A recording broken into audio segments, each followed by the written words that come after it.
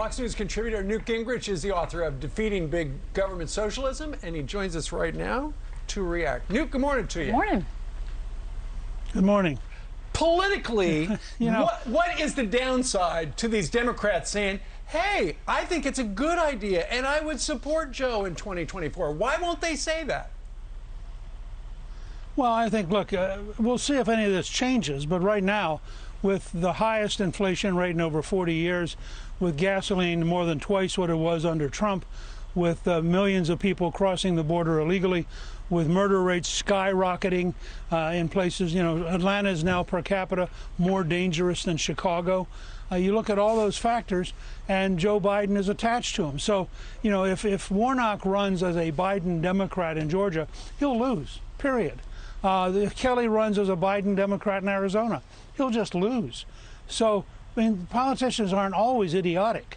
And if you tell somebody, would you rather try to win or lose, as a general rule, most of them try to win. And you're not going to win this year standing next to Joe Biden. You're going to win by saying, oh, I'm focused on my own race. I'm trying to help the people of America by raising their taxes, hiring more IRS agents, and generally screwing everything up. The Democrats have a real problem. Now, I have to tell you, and this will be my newsletter today at Gingrich 360, I am fascinated by this big government socialist machine. I once upon a time, I was Speaker of the House. What Pelosi has done and what Schumer has done is unimaginable. They have a real machine for the first time in American history. It doesn't matter what you put up. They're going to get 50 Democrats plus Kamala Harris. They're going to get a slight majority in the House. I wouldn't have thought 2 years ago that it was theoretically possible to take this narrow a majority and move this many really dumb left-wing ideas. But they're doing it because they have become a true machine. I'm sorry. And by the way, the machine will eventually decide who the nominee is, and it may not be Joe Biden. So, Newt, you've been doing this for a long time. As you say, you used to be Speaker of the House. You also are a political historian as well. Have you seen such a distance from the president, not even 2 years into their administration? Well, there was some of that with, of course, in Nixon's case, he resigned because of Watergate. There was some of that with Carter. But remember, Carter in the end beat Teddy Kennedy, who seemed very formidable when he started, and ended up losing the nomination to Carter, who got renominated.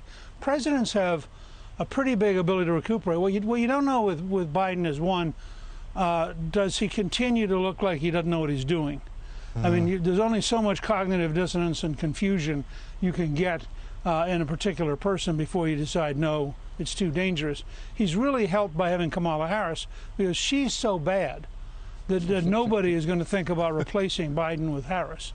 So, in a sense, she's his, I don't think they designed it this way, but she's, in a sense, his insurance policy.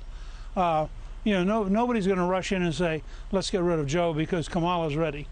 Now, the other question, question one is, all the power of the presidency, all the money slopping around he gets to spend, all the things he can do with regulations, all the deals he can cut, don't underestimate his capacity to survive, at least up through the nomination.